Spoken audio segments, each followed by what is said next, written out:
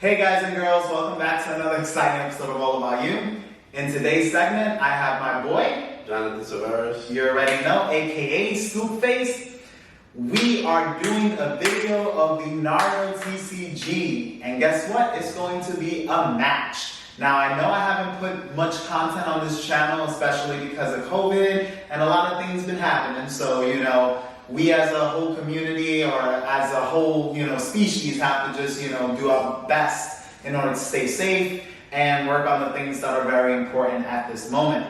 But I'm going to give you guys some nice entertaining matches now on the channel with Dragon Ball Super and the Naruto TCG. As I said, this channel is going to be dedicated to gaming, so you guys are going to see a lot of stuff of that nature on here. Now in this particular video, it's me and Jonathan going back and forth playing against the Naruto. Basically, I'm using my control good card down deck versus his Pain deck. Now, these two are powerhouses. Pain's objectives are what? Controlling the game with his board, just having turn marker manipulation, lowering the opponent's turn marker, summoning ninjas from the deck, drawing a whole bunch of cards. So yes, it's incredible. There's incredible plays that you can do with the deck, and you can generate so much card advantage.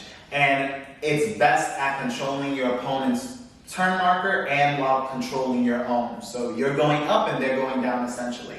And the deck I'm going to be using is, like I said, good card down deck, which basically utilizes all the strongest cards in the game that are able to synergize with one another. And majority of them have dual element, which gives them more flexibility on hand costs and gives you more opportunities to make play lines that normally would not be possible.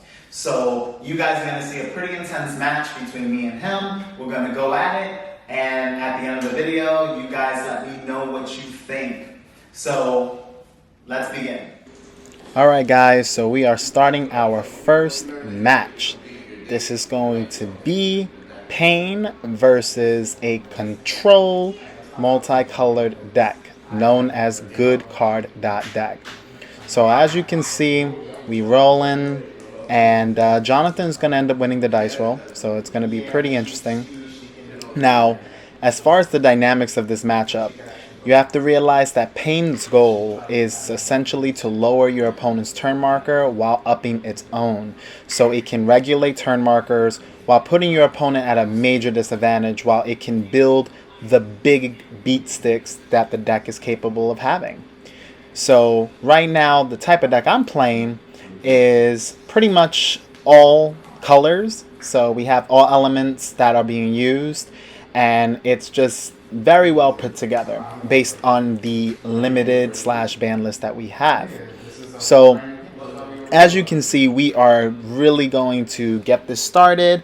Now I do want to apologize in advance because unfortunately there are some issues as far as timing, since my friend did just get back into the game, and of course myself, which is going to be something that you guys will be looking forward to seeing. We will be having multiple matchups on here and whatnot.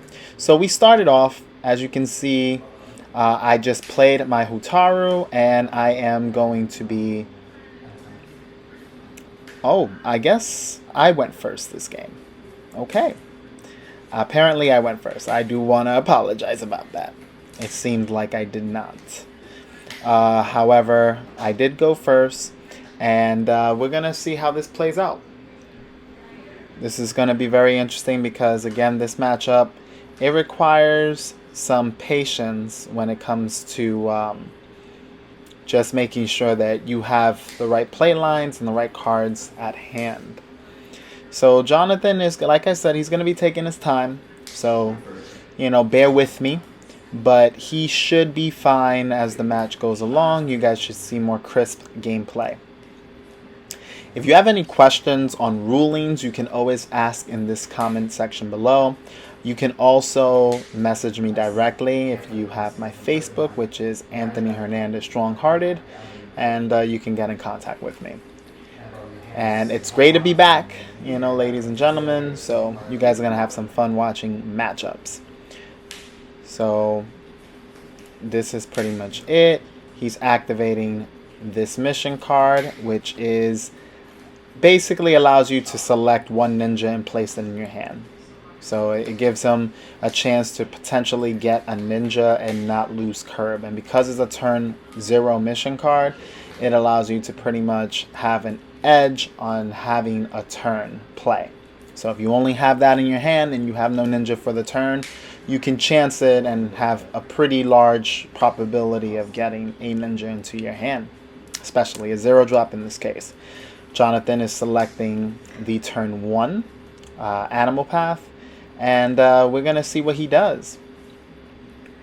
So he cannot play that card because it's not the current turn marker, and to put things in simple terms, the pain deck requires sacrifice, which is a mechanic that comes before you can play the ninja.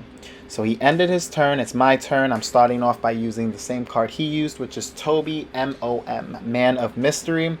His effect is, and it was errated, you can remove him from the game. In that case, draw 2 cards and discard 1.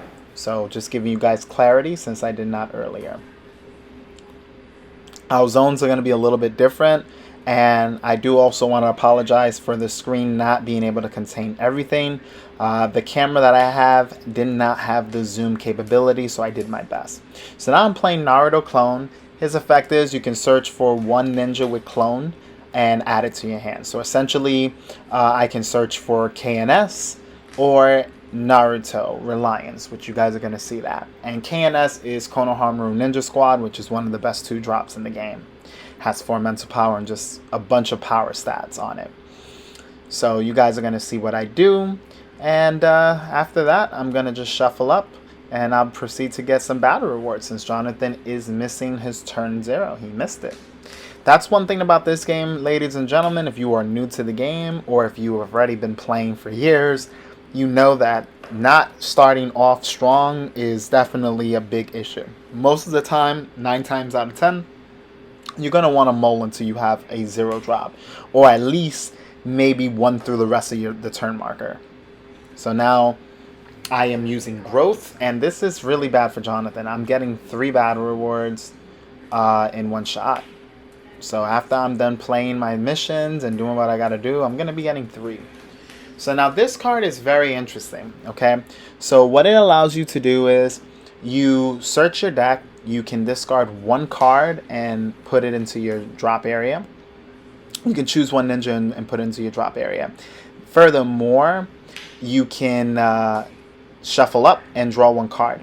Now, if you meet the requirement, which is if your opponent has 5 or more battle rewards from you, you double the effect, meaning you could search for 2 cards and add them to your discard pile. And after that, you shuffle up and you can draw 2 cards. It being a multicolored card is very good, fire and water. And as you can see, I decided to select Biscuit, which Biscuit is very strong. As long as you have 3 or more battle cards, essentially ninja cards, in play, you can put him into play from your discard pile or chakra area. So that's it. Jonathan made a mistake just now. He ended up giving me battle rewards, but he did not give me the right amount and he drew.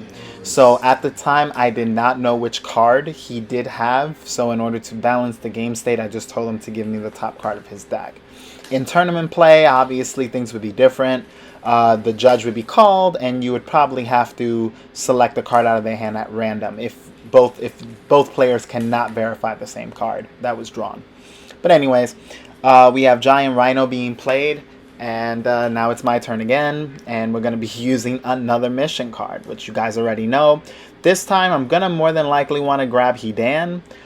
So Hidan is just another battle card that is very strong. By giving up a battle reward, you can put him into play.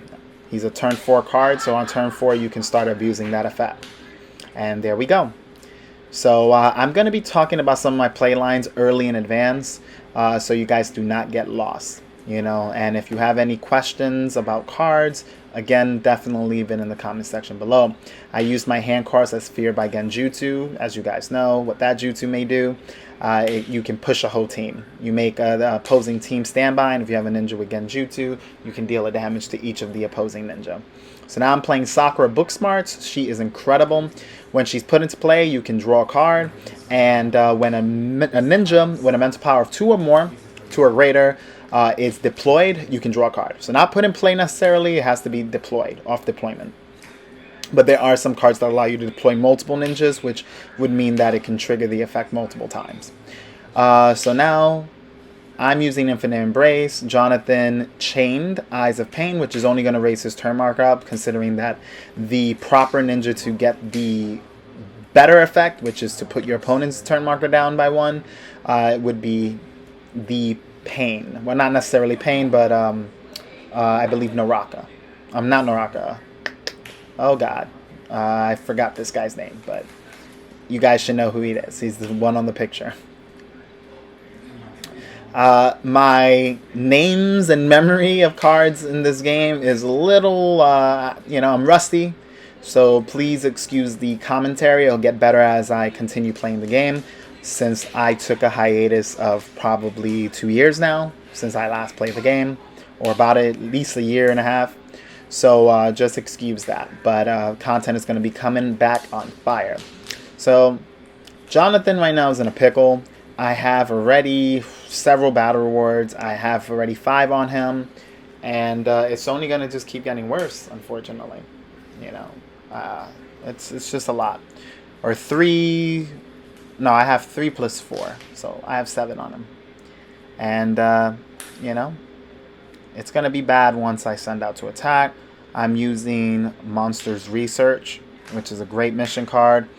It allows you to reveal the top 4, and your opponent gets to organize it in whatever piles he wants. He can organize it in piles of 2 or pile of 1 and 3, however he likes.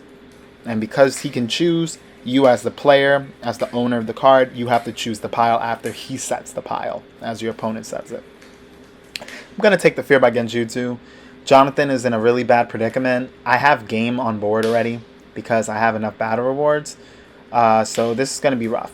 I'm going to have game because I just deployed Naruto, and Naruto is going to search for any mission, maybe our Uncle's Memories. We're going for Neverending Love, which is a card I rarely ever see, since in our list it's at 1.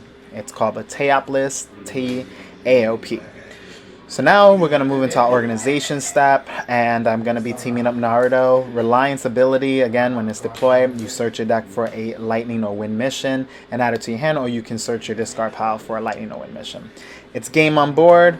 Thank you guys for watching, and as always, this channel is all about you. And if it wasn't game, I have you. I beat you on turn 3. That's the hack. This is not even I know. But this is not even an aggressive deck to be able to beat you on 3. Yeah, I need to drop